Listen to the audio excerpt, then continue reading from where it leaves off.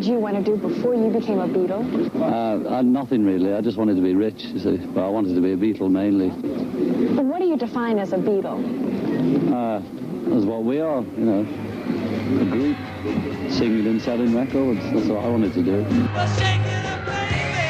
Shake it up, baby. Twist and shout. Twist and shout.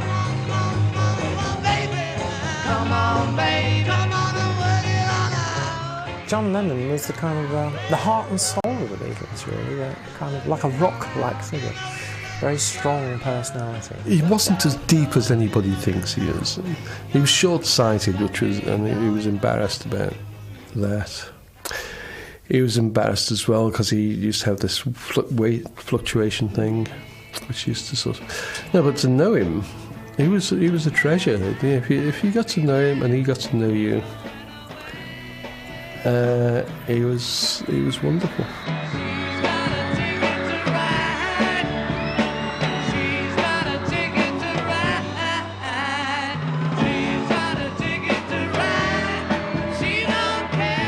To get 10, 15 or 20 minutes with John Lennon was quite a coup. As my memory of him was being very businesslike, down to earth, and just a little bit sharp. He would always find somebody's little foible, and he wouldn't know when he'd got it and sort of use it on them, if he felt like it. If he didn't, he didn't. But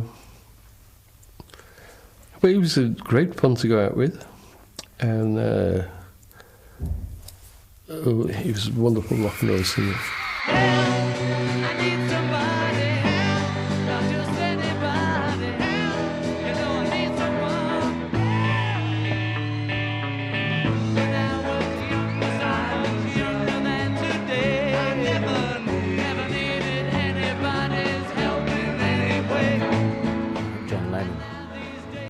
Was probably the one that would introduce the more interesting local content, because he liked wordplay.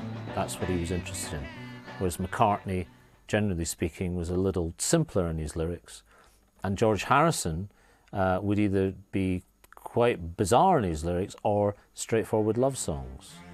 But therefore you got a huge cross-section of lyrics, and none of them were boy-girl songs, you know. They all had a bit more depth to them. Let me take you down, 'cause I'm going to strawberry fields. Nothing is real, nothing to get hung about.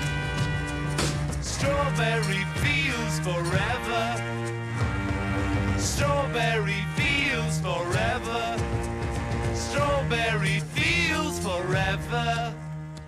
One of the crucial things that Lennon had was a sort of single-minded approach to try and achieve that sort of vision. Now, that can lead to a sort of arrogance, I suppose, and I think that that's one of the things that a lot of people have commented on about encounters with Lennon. But you can't really achieve a vision without some of that, I think. It's an inevitable aspect of it. And the other side of that is the sort of fragility that he didn't... He was probably never really convinced that he'd got it right. And in a way, maybe that balances the arrogance and sort of makes it acceptable. Imagine all the people living for today. You knew he was perfect. I'm John Lennon. What are you? I mean, he did have a big job to be all of those things to all those people.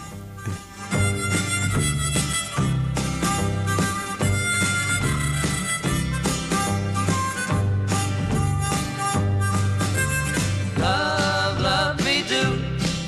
You know I love you. I'll always be true. So please, love me do. The Beatles' first thing was Love Me Do, which, if you actually go back and listen to the original tapes, it's actually quite a funky little song. It didn't sound very funky on the record when it came out. But I've spoken to quite a few people who were around at the time who remember hearing it and going, oh, the Beatles, they're an R&B band, and being quite shocked by how raucous and sort of rough it sounded compared to the other things that were coming out of England at that time. That really revolutionised pop music because there was something so basic and simple and honest about this wonderful sound, Love Me Do, blasting from the jukebox, compared to, say, all the Tin Pan Alley songs that you were used to hearing, or even the old-style rock and roll tunes. Love, love me do. You know I love you. I'll always be true. So please, love me do. Whoa, love me do. That was very influenced by Hey Baby, the Bruce Chanel hit, particularly the harmonica passages by Delbert McClintock. And in fact, the Beatles appeared with Bruce Chanel at the Tower Ballroom in New Brighton. And John went up to them, and Delbert spent 15 minutes showing him how to do the harmonica solo, which he did on Love Me Do. So that is the big influence. If you hear both records, you hear this harmonica thing. And I believe John played it with the harmonica he stole when they went over to the continent. This haunting sound of the harmonica and the vocal harmonies, and a very original sounding song. It was all unusual, it was different. And it worked so well that the record shot up to the charts. It was number 17 in a matter of weeks. So really that was a kind of pivotal moment, and Love Me Do was the kind of key to unlocking the Beatles' magic, I think. Love, love me do. You know I love you. I'll always be true. So please, love me do. In 1963, nobody particularly cared about albums. It was a very small market, mostly aimed at adults who could afford these very expensive records. I mean, as far as kids were concerned, they used to have to save up to buy a single, never mind an album. So really, it was just a way for the record company to make a bit of extra money, and for the performers as well. So there was no great thought that went into it whatsoever. It really was just a question of getting as many songs onto tape as quickly as possible and getting another record into the shops to capitalise on the success of the single. I mean, one thing you have to understand about the way the Beatles worked is, like, Please Please Me came out, second single, big hit. EMI tells them, oh, make an album then. And how long have they got to make the album? 12 hours. Easy. You can do an album in 12 hours, can't you? And they did. So the Please Please Me album was made at about a song an hour, which is just astonishing compared to the way bands work today. Well, shake it up, baby. Shake it up, baby. Twist and shout. Twist and shout. Come on, baby. Come on, baby. Come on and work it on out. Work it on out. Work it on out. You know you look so good. Look so good. You know you got me going. Got me going just like I knew you would. Like I knew you would. We then did their first album, which we finished up doing in one day. That was 3 sessions, 10 to 1, 2 to 5, 7 till 10, in one day, 13 tracks. And I always remember the last track was going to be Twist and Shout, which John Lennon was going to sing. Well, by that time, his voice was pretty shattered. And he could barely talk properly. And so I thought, well, I've got to get this in one take. So I better not, mess things up. So anyway, we did. We got it in one take. Because I don't think he could have done take 2. We did it in one take.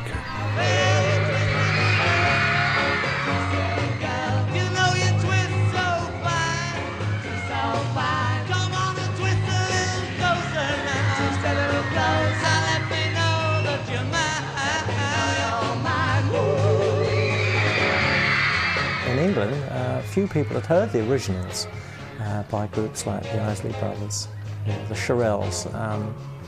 They were popular with musicians, but the general public hadn't really heard those original versions, so it was an introduction to a new kind of music.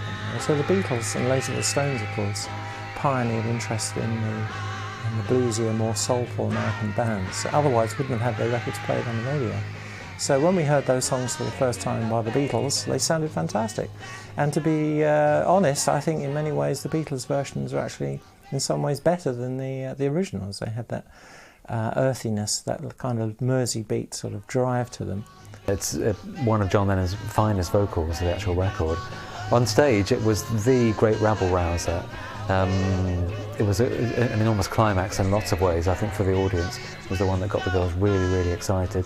The Beatles jerked around on stage as they performed it in a very convulsive kind of manner. And it brought all sorts of illicit longings to the loins of their fans, I think.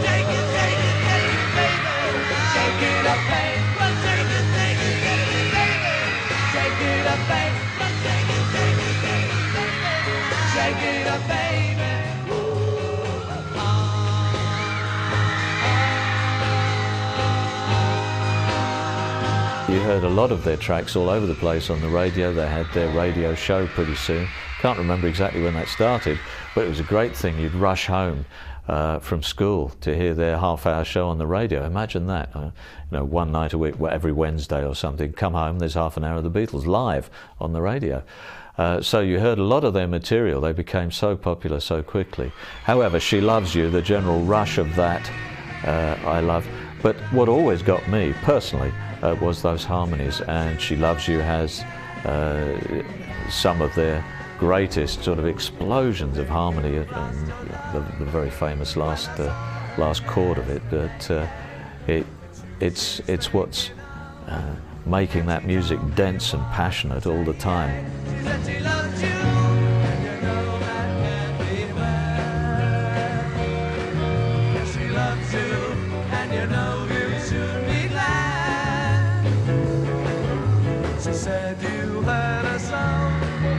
It's the first sort of million seller that was, and in fact it was the biggest selling single in Britain of all time until Mull of Kintyre.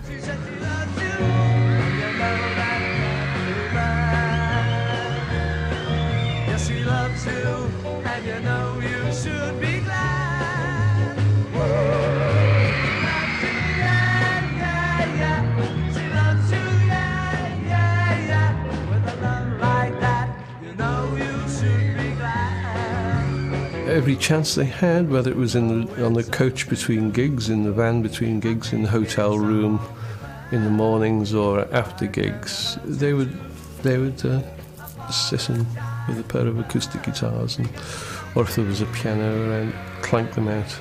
You know, John and Paul had this thing of being, if we're going to do this, we'll be professional songwriters, not just sort of. If the beat bubble ever burst, they wanted to be in Tin Pan Alley, sort of. Oh, Frank Sinatra needs a song, so Bucks and Cocks down in Tin Pan Alley. That would be them, sort of in the garret, writing songs for people. Now, yesterday and today, our theater's been jammed with newspapermen and hundreds of photographers from all over the nation, and these veterans agree with me that the city never has witnessed the excitement stirred by these youngsters from Liverpool who call themselves the Beatles. Now, tonight, you're going to twice be entertained by them. Right now, and again in the second half of our show. Ladies and gentlemen, the Beatles! The cracking of America was achieved with contributions from a number of different sources. Undoubtedly, the fact that 73 million people watched the Beatles on the Ed Sullivan Show, which was parallel, I suppose, with the London Palladium television show, Sunday night at the London Palladium.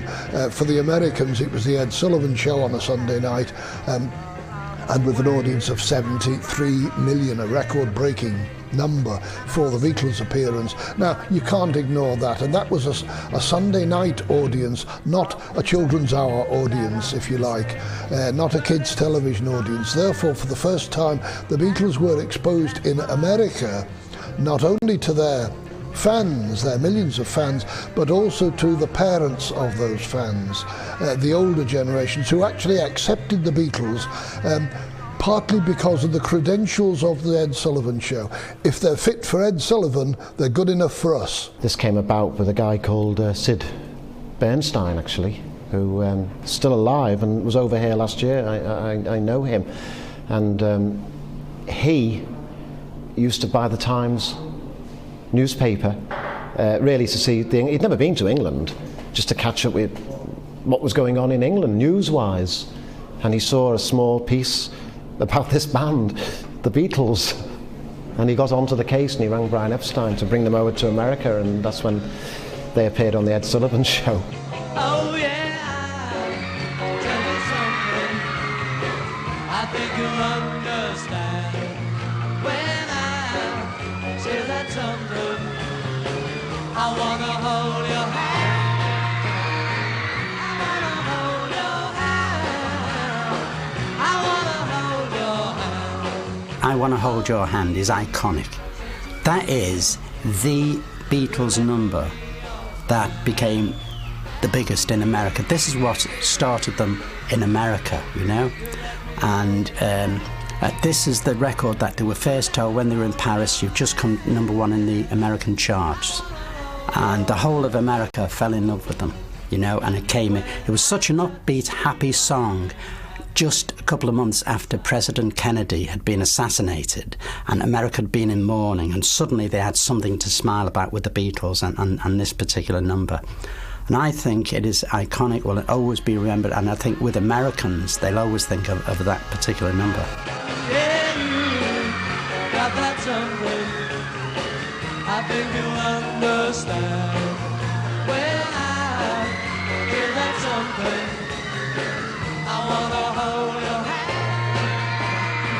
I wanna hold your hand, I wanna hold your hand, and when I touch you I feel happy inside. It's such a feeling that my love I can hide, I can hide, I can hide, yeah, you. Their success in the States wasn't immediate. I mean, their singles had been released in the States before to very little impact, I mean, roughly the sort of impact of, you know, feather on concrete, I suppose. But I Wanna Hold Your Hand somehow caught the movie out, caught the lightning, and that's really what made them. And you know, within weeks, I mean, 9 Beatle records were in the Canadian top 10, for example, and you know, and 5 Beatles records occupied the US top 5. You know, and once again, it was a repeat of what had happened in Britain. In anything to do with the Beatles was a guaranteed seller. All of us on the show want to express our deep appreciation to the New York Police Department for its superb handling of thousands of youngsters who flooded Broadway at 53rd Street, ready to greet the Beatles under the command of Deputy Chief Sanford Garrow. And our deep appreciation to the newspapermen, magazine writers and photographers who've been so darn kind to the Beatles and to us. On the part of Capitol Records, there was also undoubtedly unusual promotional expenditure in their way. They were prepared to sort of spend money. They produced all kinds of gimmicky things like Beatles wigs. They had their executives going around the place in Beatles wigs and waving flags and posters and so forth. And they certainly provided posters and banners for the kids to wave at the airport at New York when the Beatles first arrived in February '64. Yeah, they did. So it's a concentrated effort from all aspects, but it was all directed at different parts of the market, and that's what was crucial. Normally, a rock and roll campaign would have concentrated purely on the teeny bop magazines, probably. We concentrated on the widest possible range, from the most sophisticated magazines and newspapers across the board down to the teeny bop fanzines. You don't need me to show the way. Why do I always have to say that? Come on, come on, come on, come on, come on, come on, come on, come on, please, please, please, oh yeah, I got please you.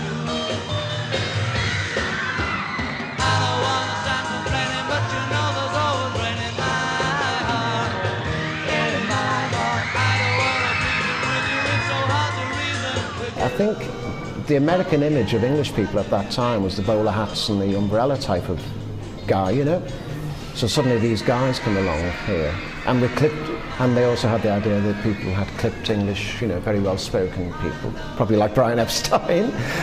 And these four guys come off a plane, you know, or whatever, with their mop-top heads, which these days doesn't seem outrageous, it doesn't seem that long, but it was then, with their different accent, with the Liverpool accent. They really encountered that before, and cracking jokes, you know, sort of stuff, doing one-off comments. So they were, I think the Americans were just blown over by it and fascinated by it.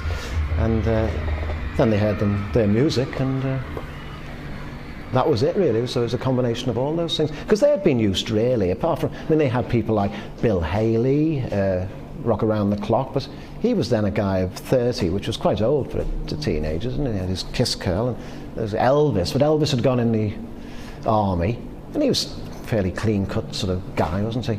But then these guys come along, the Beatles, and that was it. It's been a hard day's night, and I've been working like a dog. It's been a hard day's night, I should be sleeping like a log.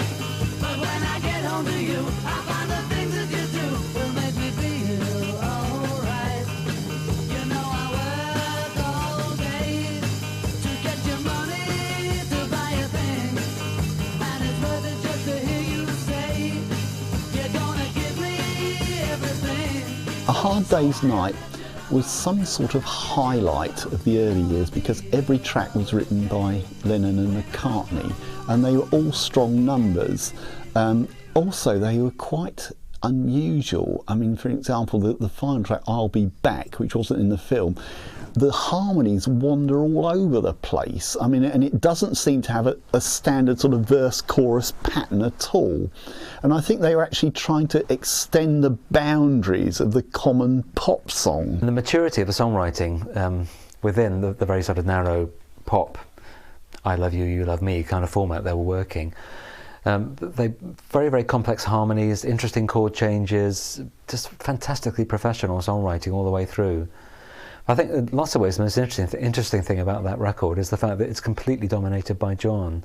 I think almost for the last time on any Beatles record he wrote more songs than Paul did. So I think 13, 14 songs, and John wrote about 10 of them. Amazing sort of purple patch for him.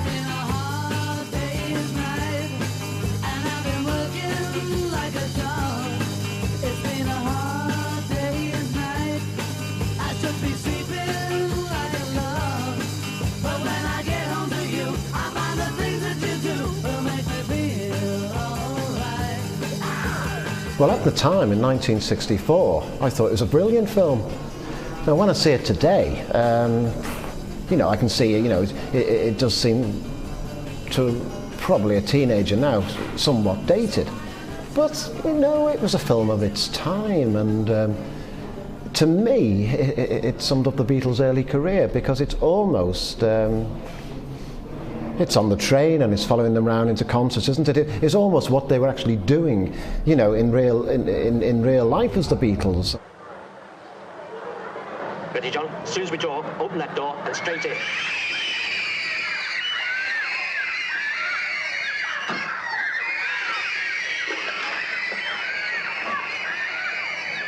It was just that constant being chased.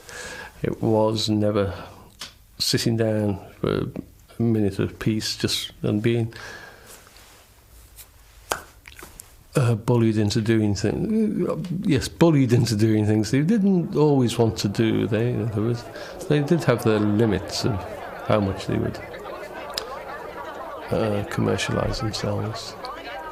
But it was like a sort of fly on the wall look at, slightly over exaggerated in places as to what it was like, but the idea of constantly running, jumping and standing still was what it was like. Tell me, how did you find America? So I left to Greenland. Has success changed your life? Yes. I'd like to keep Britain tidy. Are you a mod or a rocker? No, I'm a mocker. Have you any hobbies? They'd been through a year of madness before they got famous. They'd already been through a lot of madness, their times in Hamburg and so on, you know. They'd lived, they'd been around, they'd had hard times, they'd had near starvation times, all of that. That was in the mix with what they were putting across. But it also expressed something which they weren't saying was she loves you, I want to hold your hand. It's been a hard day's night. Suddenly, these are men who've been around the block, and that's what it says immediately. I think if you went and met the Beatles at that point, you would have thought they were John Lennon's band, because the others all looked to him when they were making a decision. They'd all say, is that okay? In PR terms, Paul was the one who would smile and greet you, whereas John would just tell you where to go, probably. But he was certainly he was the oldest of the original three. He was 2 years older than Paul, which, you know, when you're in your early 20s is important, I think, still. And he had a dominating personality. And at that point, he was still full of creative energy. I think it was only later on, when he started to sag, that Paul had to pick up the creative energy and more or less took over leadership of the band, whether the others liked it or not. Who selected the name the Beatles, and how did you derive this particular name with the BEA instead of Beatle? Got the name Beatles ages ago, you know, when we needed a name and everybody was thinking of a name, and he thought of Beatles. Why the BEA instead of the BE? Well, actually, you know, if they left it with BEE, it was hard enough getting people to understand why it was BEA, never mind. John, has the melody beat changed since you've been playing it? Oh, we still keep on saying there's no such thing as melody, it's something the press made up, you know. Well, we call it you rock play and the same roll. way now as you did? Just rock and roll, just so happens we write most of it. There was always this sense that it wasn't going to last. It was always a sense that, you know, that something was going to happen. You know, pop groups aren't, by their very definition, aren't meant to last anyway. And so, you know, I think they were actually making contingency plans for the future, you know, a future in which the Beatles weren't going to be as popular as they were then. But of course, you know, it went far beyond that. You know, the thing is that, I mean, even today, I mean, the Beatles are still very much a viable market force. She thinks of him, and so she dresses in black. No, he'll never come back. She's dressed in black. Oh dear, what can I do? Baby's in black, and I'm feeling blue. On and on we go, aren't we, with the progression thing. The difference with this album, of course, is it folds out, doesn't it? The first one that did this, you see. This album has been criticised as one of their weakest albums. I don't know why, because I think there's some great tracks on this one, and I think we can see the natural progression they are making. You know, we're now on album 4. The Beatles for Sale was the work of a group that was becoming tired. After the previous album, A Hard Day's Night, every track was a Lennon McCartney original.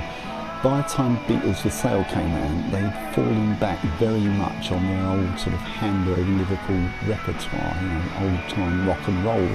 Although there were some classic songs on it, like, you know, 8 Days a Week or I'm a Loser. But that isn't to say that it's a bad album. It's nothing, you know, you can't dismiss it as some sort of holding operation. I think it's a very strong album, but I mean, they look tired on the cover, and I think that, you know, it's to do with this sort of relentless touring schedule that had been, you know, unbroken since the beginning of 1963. Teenage Youth Club anthems, weren't they, the early songs?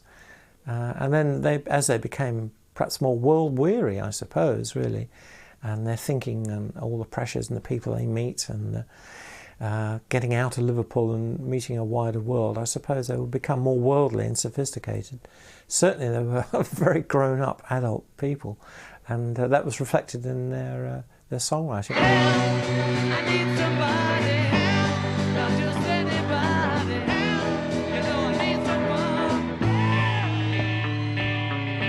When I was younger than today, I never needed anybody's help in any way.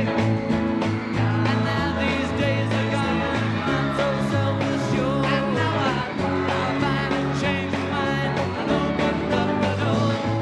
We're going from a situation, and the same thing happened with Elvis Presley, that their lives were not their own anymore. That had gone. That had completely gone. They could not do things. You see, there was always pause, especially I think of John and George, and probably Ringo, less so Paul, that whilst they loved being Beatles and all the fame that that brought with it, they still would have loved to have gone down to the local pub and had a pint and not be, not particularly be recognised.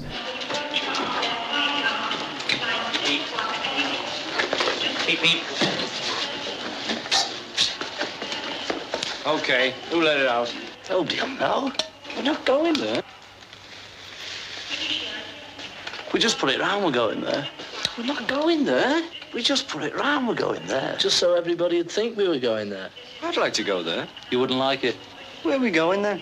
Never you mind. Obviously, it's one that Lennon led the writing of, though I'm sure McCartney helped and so on. And he says that it was, he decided to just, in that urgency, in that practical urgency, he just decided to pour out his inner panic, basically, about what was happening to them. You know, that harum-scarum, helter-skelter life they were living at the time, you know, which was, they were obviously strong people who could support one another and had good people around them like George Martin and Lester, and Brian Epstein, of course. But at the same time, it was an experience that very few human beings had gone through up to that time, you know, Elvis being one of the few.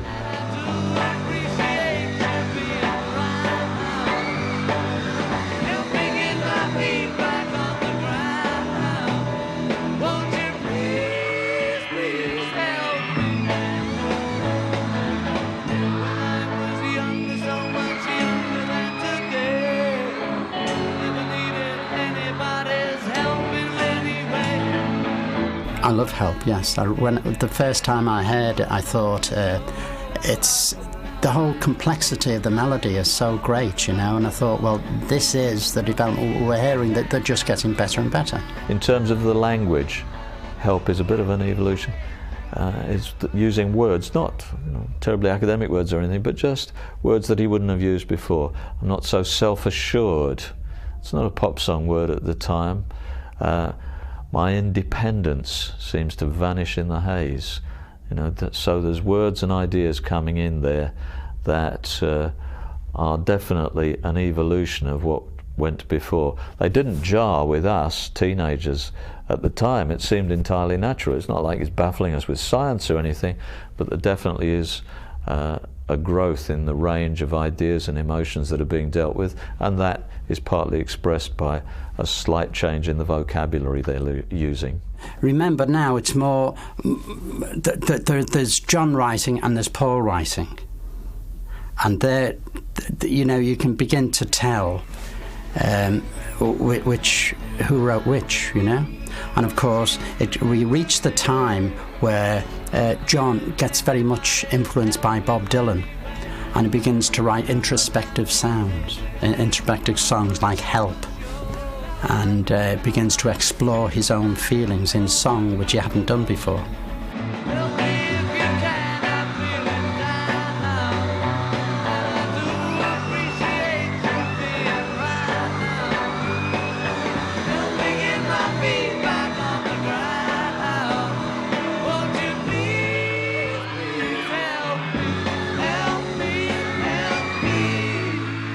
I suppose the most traumatic occasion, from my point of view, in the 6 years that I was with the Beatles as their PR, concerned again, John and his outspoken interview with the London Evening Standard's Maureen Cleave. And John, at one point in the conversation, talking generally about religion and social circumstances of the era, made the remark, the Beatles are more popular than Jesus now.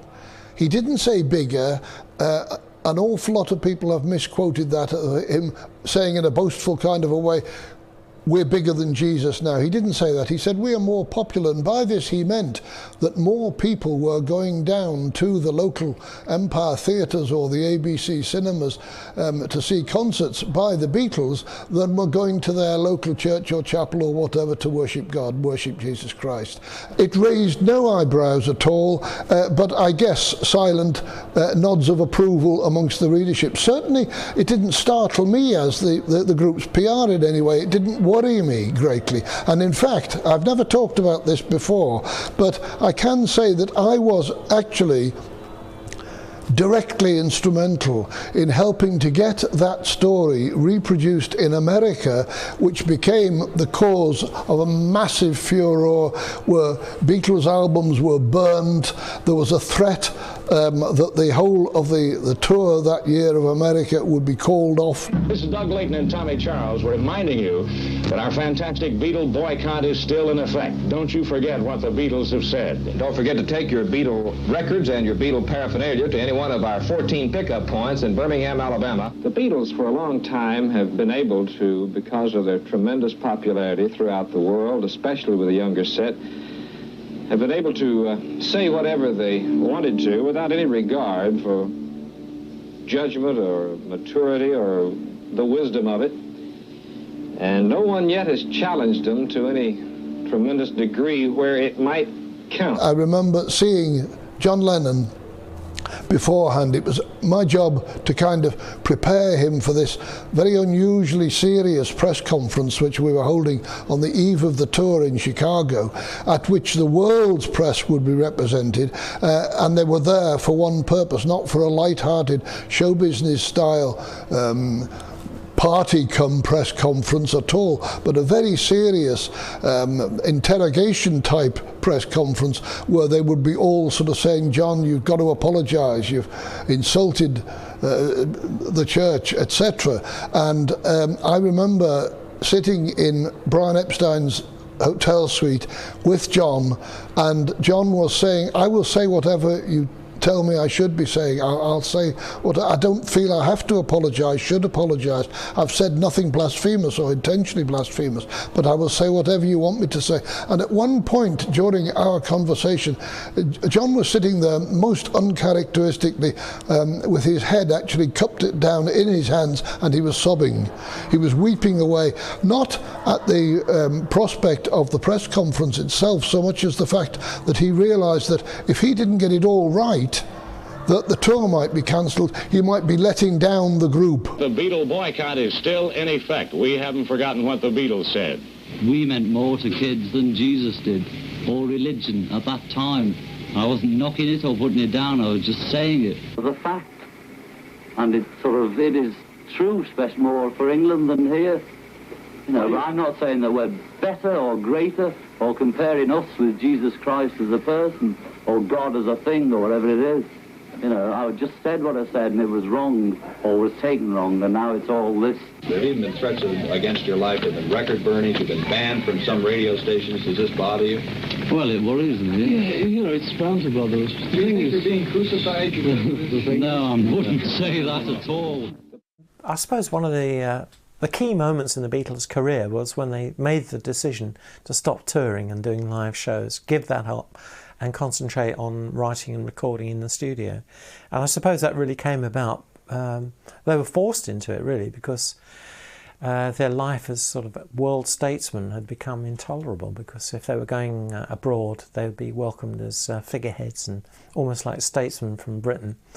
And people wanted a piece of the action, they wanted to meet them and see them. But at least this sort of retreat from live shows meant that they could really get down to what they did best at this point, and that was concentrating on writing.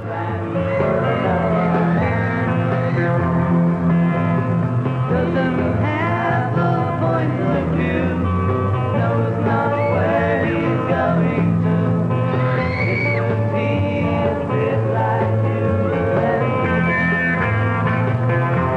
1965 was the year the Beatles discovered drugs, mind-expanding drugs in a big way, and they spent most of that year listening to Bob Dylan under the influence of mind-expanding drugs, and they hung out with him in London, and they met people like the beat poet Allen Ginsberg. And so, all in all, they started to think we should be doing more with our songwriting than we are at the moment. And the results of that are on Rubber Soul, where you actually get them trying to stand outside themselves and then look back at their own experience in a self-consciously artistic way for the first time. They weren't just writing pop songs, they were writing songs for themselves, about themselves. With Nowhere Man, this came after John had a writer's block. He was sitting trying to write a song and he couldn't. And he tried for 5 hours and he just couldn't come up with anything. So after 5 hours of furious trying to think, he just lay down. And as he lay down to have a rest, suddenly it popped into his mind and he wrote Nowhere Man straight away. It comes across at the time as amongst a small cluster of very articulate songs that were written at the time by other artists that were about life and society of the time. It's questioning things, although in a general way. That thing of like Matthew and Son, or some of the Kinks songs just about the nothingness of going to work, doing your 9 to 5, questioning what that's about in pop music for the first time. So there is that about it, but then of course it's actually about the feeling inside, and Lennon has said about it exactly, I think, what we felt about it at the time, which is that it is about John Lennon and his feelings of dislocation from that life he was leading, that he was asking for help about a year before. He's as blind as he can be, just sees what he wants to see. Lives at all. Nowhere Man, please listen. You don't know what you're missing. Man, the world is at your command. One of the things that's interesting about Nowhere Man is that it's an observational song. Now, this distinction between whether a singer is involved in the situation that they're singing about or whether they're simply observing it is something that I think is very important in the subsequent history of popular music. But up to about 1965, there weren't really any observational songs. That was an approach that people didn't think of taking. You were normally describing your own presence within a situation. But that's not the case with Nowhere Man. You're presented with somebody sort of from the outside, and then rather neatly at the end, you're tied in with this. Isn't he a bit like you and me? You know, you thought you were simply observing something that didn't actually make any calls on you. And then all of a sudden you are presented with the possibility of re-evaluating yourself in the context of that song. What makes it sweet to listen to in a way is the harmonies. There's harmony vocals all the way through, but it's not sweet to listen to. It's very, very melancholy. And it was part of Rubber Soul, which there was an emphasis on the swing more to the acoustic side of their playing, acoustic guitars. It was quieter, a lot going on in the music, but it was quieter and more ruminative, and definitely on the sour side of sweet on many of the tracks, and that was a small masterwork, I think, Nowhere Man. Making all his nowhere plans for nobody. Making all his nowhere plans for nobody.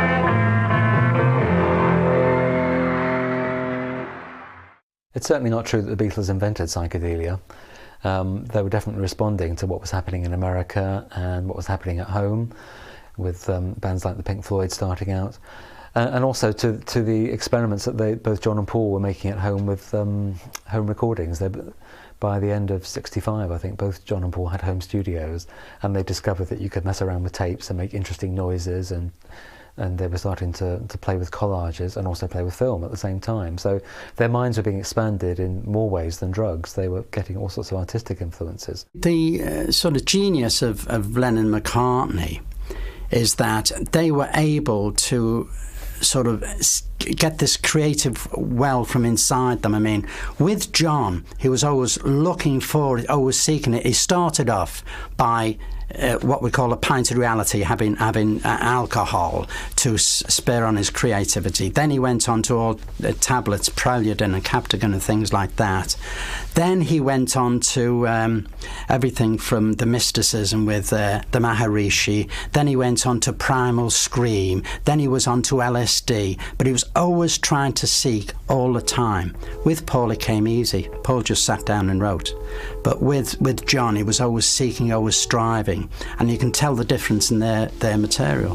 Let me take you down, 'cause I'm going to strawberry fields. Nothing is real, and nothing to get hung about. Strawberry fields forever. Because it was so international, it was impossible to go and do all those promo things. And because of the lack of security that existed at the time of, and also every fan in the world wanting the record the day it was released, you couldn't stagger it, and the Beatles could not physically go to Australia and be in Japan and England and America at the same time. We just decided, Brian and probably Paul, decided, let's make a little film of the records, and we'll just send them a film. Let me take you down, 'cause I'm going to strawberry fields.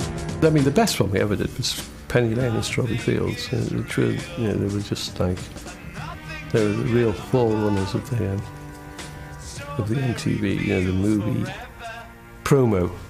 We're filming in 35mm, no miming, just Beatles doing silly things, and it's like making proper little movies. 3 days shooting, cost all of £1,000. Tune in, but it's all right. That is, I think it's not too bad. Let me take you down, 'cause I'm going to strawberry fields. Nothing is real, and nothing to get hung about. Strawberry fields forever. Strawberry Fields Forever is one of the better of the best tracks. It was inspired by Lennon's sort of childhood or youthful memories of going with his auntie to Strawberry Fields, which was a kind of Salvation Army orphanage building. But this is all mixed in with all kinds of psychedelic imagery and so forth, and jumbled up together. It's influenced by surrealism, and Lennon was influenced by Bob Dylan and Spike Milligan, and people who messed around with language and tried it out to see how elastic it could be. So it's always very hard to kind of definitively say, what does this song mean? Because with surrealism, some of the stuff is just in there to play with words and to contradict itself. But certainly the chorus refers to a sort of a longing for childhood innocence and childhood happiness, which he felt he had had at Strawberry Fields. Strawberry fields forever. Strawberry fields forever. Strawberry fields forever. Well, it's kind of informed wisdom, really, to say, isn't it, that Sgt. Pepper's Lonely Hearts Club Band is the Beatles' masterpiece. And certainly it was viewed that way at the time. I remember when I first heard it in 1967, being pretty stunned by the whole, not just the range of songs and ideas, but the way that they linked them as well. I mean, this was George Martin's work, I guess, really, trying to create something that was like an orchestral theme, really. It's closest they got to writing a big orchestral piece. It's a shame. I always thought that Sgt. Pepper was actually incomplete. I thought that they hadn't really finished what they set out to do, which was to write one big piece of music. Picture yourself in a boat on a river with tangerine trees and marmalade skies. Somebody calls you, you answer quite slowly. A girl with kaleidoscope eyes. Lucy in the Sky with Diamonds was inspired when Lennon asked his 3 or 4-year-old boy at that time, Julian, what his school painting or his childhood painting was, and Julian just exactly said that words. It's Lucy in the Sky with Diamonds, which is his friend Lucy at the time. Now, of course, everyone thinks this is a druggy song to this day, and maybe Lennon played on that in a way. So it's become a kind of psychedelic anthem, if you like, with, as ever, a fantastically strong chorus.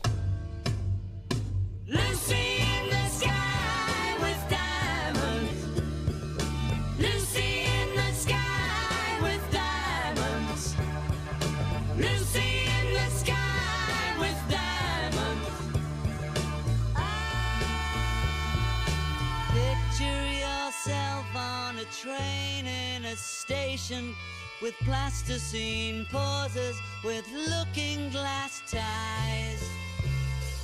Suddenly someone is there at the turnstile, the girl with kaleidoscope eyes. I think as a whole, because it was more of a concept record, it was a masterpiece. Nobody had done that before. And certainly nobody had started making such a big sounding record on a 4-track tape machine. And then eventually being able to overdub stuff by using other tape machines and locking tape machines together. These were things that had never been done before. So it was a masterpiece, most definitely from that point of view. And as a concept record, which had never been made before, yes, it was brilliant. Rubber Soul and Revolver, I think in some ways are probably stronger records, but if you say what was their masterpiece, I would have to say it would be Sgt. Pepper's, because it also captured the era.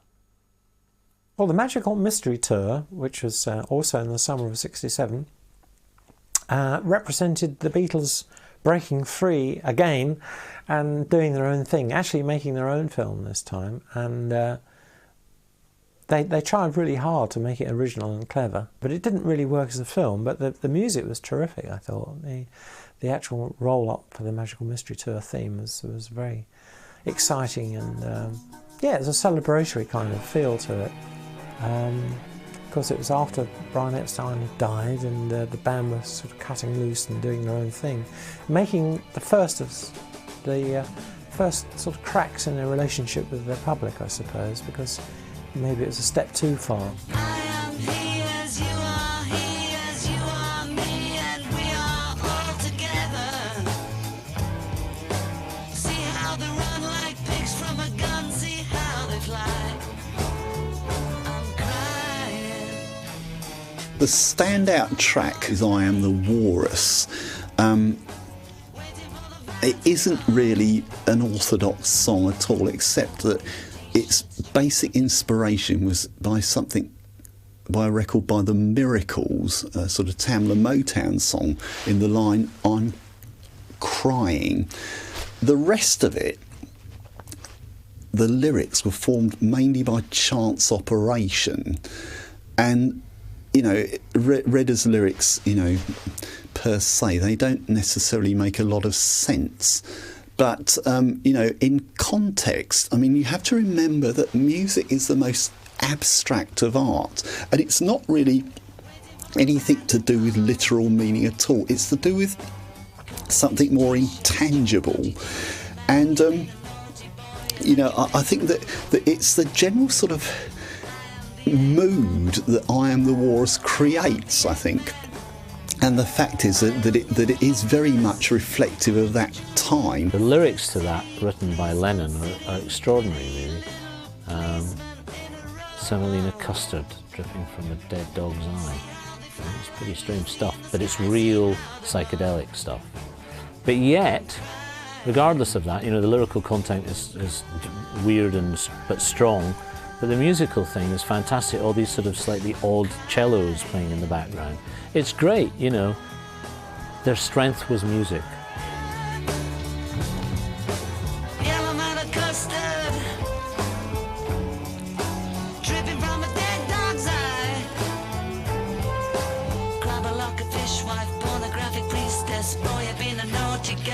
let your knickers down. I am the Eggman. They are the Eggmen. I am the walrus. Cuckoo-cuckoo. It's really hard to deny that there are any drug references in this one. The drug references are fairly blatant, I guess. But also there's lots of just plain surrealism, you know, influenced by Salvador Dali perhaps, and Buñuel, the filmmaker, with the sort of stuff about eyeballs and all kind of creepy, you know, sort of Louis Buñuel stuff that was in there. Yeah, there's something quite sneering and nasty about it, but Lennon had that quality to him, which lots of people admire him for. But it does perhaps accentuate the sort of contrast or light and shade between perhaps McCartney's tendency towards pretty songs and beauty, and Lennon's tendency towards kind of cynicism and criticism.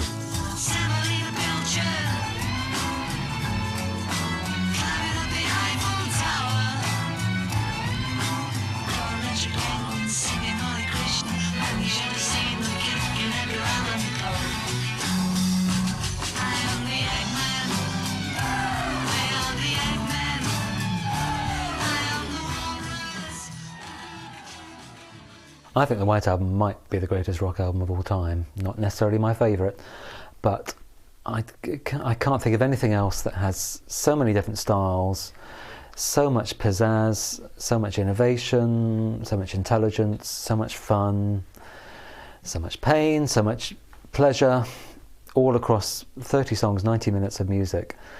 And okay, at the time George Martin said he wished that he could have compressed the record and made one great album out of it. But I think it actually works better as a sprawling monster of a record with 30 songs.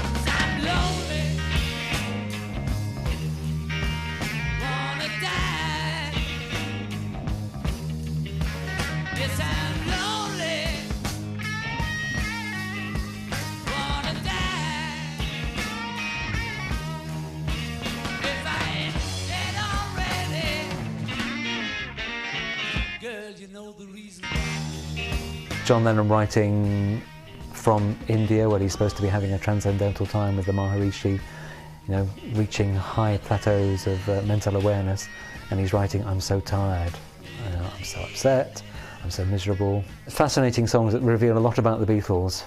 And also in musical terms, they almost act like a history of popular music up to that point. There's bits of jazz in there, there's musical, there's country, there's bits of folk, every different pop star you can imagine. And then towards the end you get Revolution 9, which is a sort of avant-garde soundscape of what John thought the revolution might sound like if it came. So you've got the past, the present and the future all on one amazing record. Black cloud crossed my mind, blue mist round my soul, feel so suicidal, even hate my rock and roll. I'm lonely, wanna die. If I ain't dead already, ooh, there's no reason why.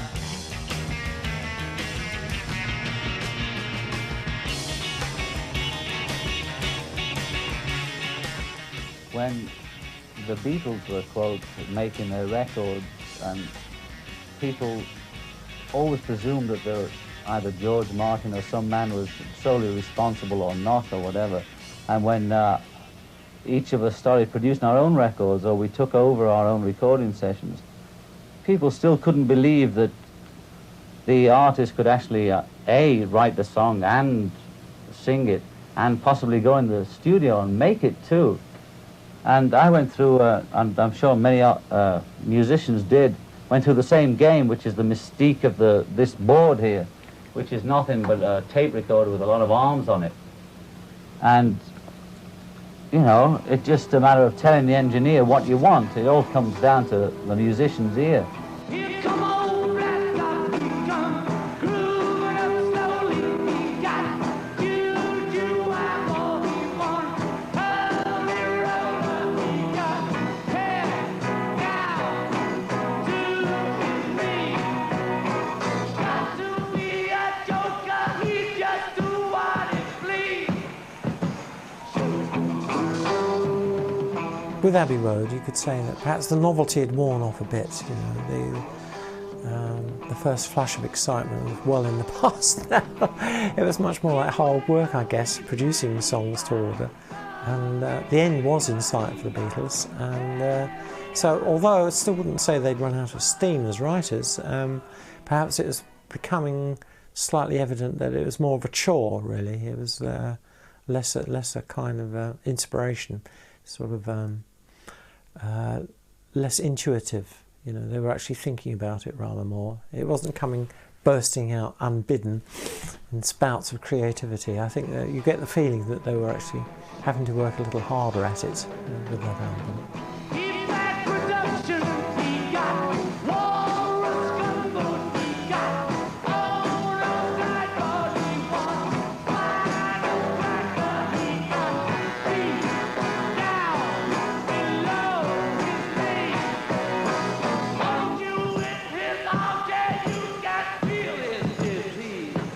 I think that Abbey Road is consistently underrated. It may not have had the sociological impact of Sgt. Pepper, it may not be as rebellious as the White Album, and it may not have the melancholy of the last album that Let It Be has, but Abbey Road has just about everything you ever think you want from the Beatles. It has pop, it has rock, it has beautiful ballads, and then it has the sort of Baroque over-the-top climax of side 2, which is pretty much a suite of stuff linked together by the genius of George Martin, which has more brilliant moments in it than most people have on 4 albums.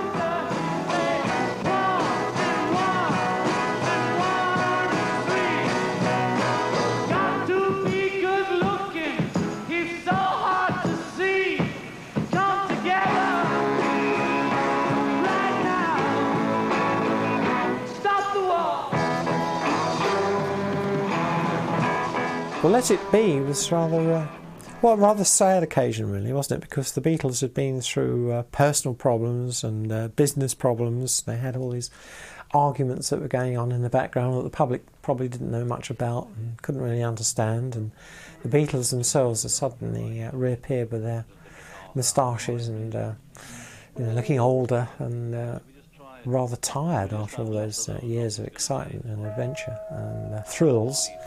And reached the point where it was becoming a burden on them, I think. So that was reflected in Let It Be, where you actually, in the film, where you see them arguing the toss and not being happy Beatles anymore. Images of broken light which dance before me like a million eyes. They call me on and on across the universe. Put them down. Thoughts meander like a restless wind inside a letterbox. They tumble blindly as they make their way across the universe. What was supposed to be a live record of what the Beatles really did sound like, as John Lennon said, with our trousers down, got perverted as a concept. Now, the other main problem with Let It Be is that John Lennon was on heroin at the time. And so his creative input was virtually nil. If you listen back to the recording tapes for the sessions, the number of times you can hear Paul McCartney saying to John, have you got anything? Have you got anything to offer? And John just doesn't say anything. Yoko answers on his behalf. Or George will come up with a new song. I mean, George was coming in with a good new song almost every day at that point. And he'd play it to John, who'd just go, oh, that's boring, and start playing an old 12-bar blues song instead. So when you've got the person who has been effectively the leader of the group saying, I don't care anymore, I'd rather take drugs than play music with you, it's very hard to get a cohesive album out of that situation. A shame it had to end like that, really. But even at the end, the Beatles were still making great records and still producing thoughtful pieces of music, timeless pieces of music. A lot of people in America still don't really understand why it all ended. 1,000,001 rumors, conflicting stories. If you had to make one statement as to what busted up the Beatles, what ended it, what would you say? Because we all had basically had enough. and nobody knew how to say it. And we mightn't even have been aware that we'd had enough ourselves. You know, that's why I say maybe we should have finished it a bit sooner. John was the strength and the kind of rebellious sort of element in the Beatles. So all of that was reflected in his writing, of course. So, but as a musician, I mean, he knew exactly what he wanted and provided the focus and clarity to the Beatles' music, I think. Imagine there's no heaven. It's easy if you try. No hell below us. Above us only sky. I don't think with Lennon we were ever faced with somebody who said, right, I know what I'm doing, I've done it, this is my achievement. It was always sort of equivocal, which makes it somehow acceptable. Imagine there's no countries. It isn't hard to do. Lennon was very influenced by Dylan, so that sneering nasal tone he has in his voice, that kind of nasty kind of finger-pointing aspect, perhaps was influenced by Dylan, who he did kind of hero worship a little bit. Lennon tended to write from his experiences or ideas, you know, seeing something in a newspaper, something on TV, he would then have an idea for a song. He might have had a melody beforehand, you know, so a bit more social comment coming from them then. You may say I'm a dreamer,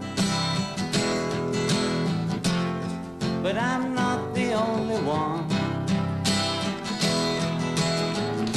I hope someday you'll join us, and the world will live as one.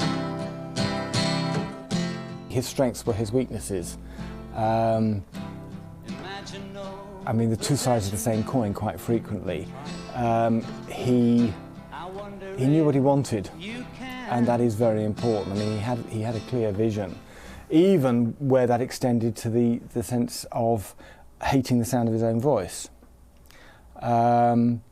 He knew that he didn't like to sound like John Lennon sounded, so he put Martin through all sorts of hoops, trying to change the sound of his voice, not to disguise it, but to make it something that I think he would be interested in hearing, because the last thing we like to hear is the sound of our own voice. Imagine all the people sharing all the world. You may say I'm a dreamer, but I'm not the only one. I hope someday you'll join us, and the world will live as one. Since the split, each one of the Beatles has gone his own way and has enjoyed a tremendous amount of popularity, but still the question, will they ever team up again? It's quite possible, yes. I don't know why the hell we'd do it, but it's possible. Would you like that to happen? If it happens, I'll enjoy it. Would you want to initiate that happening? Well, I couldn't say. If you could, I mean, is it something you would like to see yourself doing? If I could. I don't know, Ellie, because you know me, I go on instinct, and if the idea hit me tomorrow, you know, I might call them and say, come on, let's do something. And so I couldn't really tell you. If it happens, it'll happen, you know. So it is not something that you would totally rule out as never taking place again? No, no, my memories are now all fond and the wounds are healed, and if we do it, we do it. If we record, we record. I don't know. As long as we make music, you know. When John was shot, I mean, it was just awful. And, I just had a phone call at 4 o'clock in the morning or something like that. Mr. Bramwell? I said, yes. It's ABC News here. John Lennon's dead. What do you think of it? And it was just, excuse me. And it was dreadful, a dreadful period.